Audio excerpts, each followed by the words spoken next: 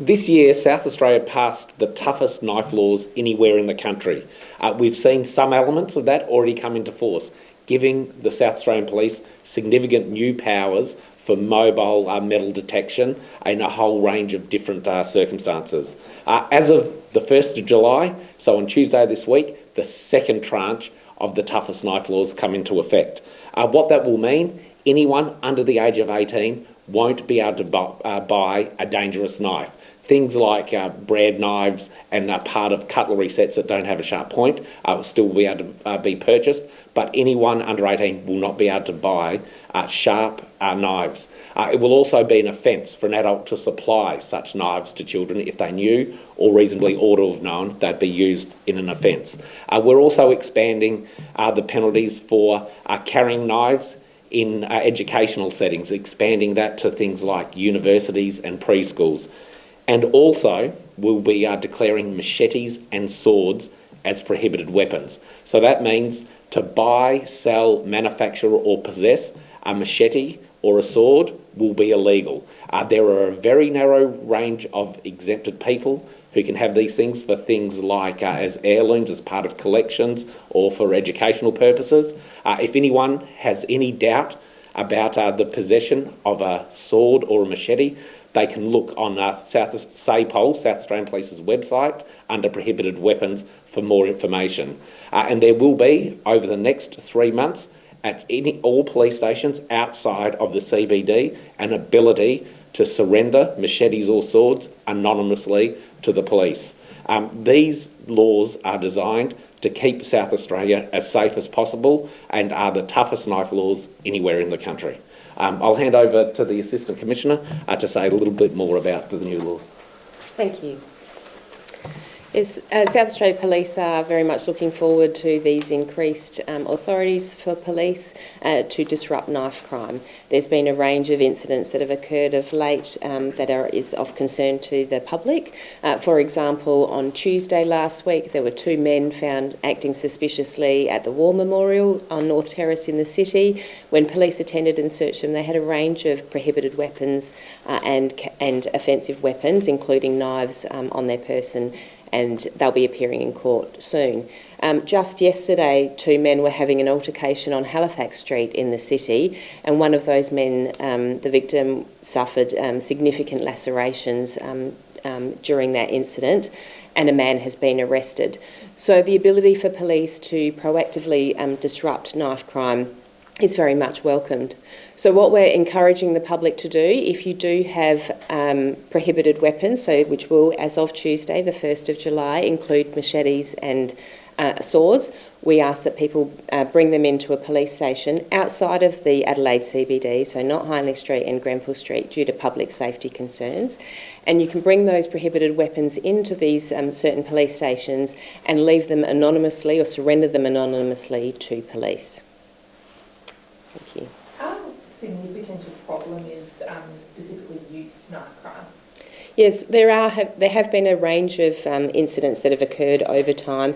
It's not unique to South Australia. We've seen a number of incidents occurring interstate as well, and so there's lots of jurisdictions bringing in legislation in relation to knife crime, particularly in relation to machetes and swords. It is of concern to us, and the Youth and Street Gangs Task Force are dealing regularly with youths who are having these sorts of weapons. So this legislation is definitely welcomed. How will these new reforms help specifically in schools and preschools?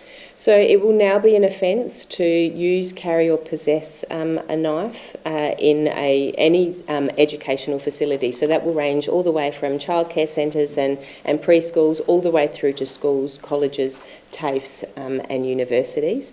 So I think it sends the message to youths that you will be committing an offence if you have such a weapon in that sort of facility. There is no reason to be having those items in an educational facility, and you will be prosecuted for that. So we're taking that very seriously. Who do the exemptions apply to? If I was to bring something home from overseas, like a samurai from Japan, is that no longer allowed? No, there are certain exemptions, and you'll be able to see those on our website. So family heirlooms, as a collector's item, if you already have a collection established for religious purposes and so forth, there are a range of exemptions that already exist, and they will continue to exist for swords and machetes now that they'll be prescribed. Is there an application process for that? Or is it... Thank you. No, there's no application process in relation to that. The exemption merely applies. So if you're spoken to by police, you can provide the reason for why you have that prohibited item, and then it will be taken into context as to whether, that's appropriate or not. How helpful has phase 1 been being able to conduct more metal searches for police? Yes, it's been very good for us to be able to increase our ability to proactively wand people to determine whether or not they have edged weapons on them. We are currently investigating the declaration of certain places to be able to use those authorities a bit easier, and that's a matter in process at the moment, in progress. And what is this targeting? Is it gangs, youth? Well, what we see with the incidents that have occurred across South Australia is, yes, there are youths who are, committing offences with edged weapons, but like the 3 examples I've just given today, they were all adults. And so it seems to be across the community. I don't understand why people, determine that it's okay to arm themselves with a weapon and, commit crime. So it's across the community, but certainly the raising of the age so that nobody is able no youth is able to buy a knife is a great step in the right direction to disrupt knife crime amongst youths in particular. Sorry, can you just repeat what those knives specifically are for 18, what they can't buy? Yeah, so youths will be able to purchase things like butter knives or other knives that you would see in a cutlery set, but really any knife with a point is something that we consider to be dangerous, and they will no longer be able to be sold. Are police hoping that these tough new laws will prevent us from getting to a point the eastern states are with knife crime? Hopefully, yes. The ability to reduce the availability of what sort of edged weapon it is, whether it's knives or machetes and swords in the public, and then also our ability to use our wanding authorities more broadly will certainly help us to disrupt knife crime in South Australia. What kind of enforcement activities will be put in place around this new law? So police will be, in relation to stage 1, police have been using their authorities in relation to proactively wanding people. We are investigating the declaration of areas in relation to furthering the ability to proactively wand people. And in relation to the sale of knives, that will be upon retailers to make sure that they're not selling knives.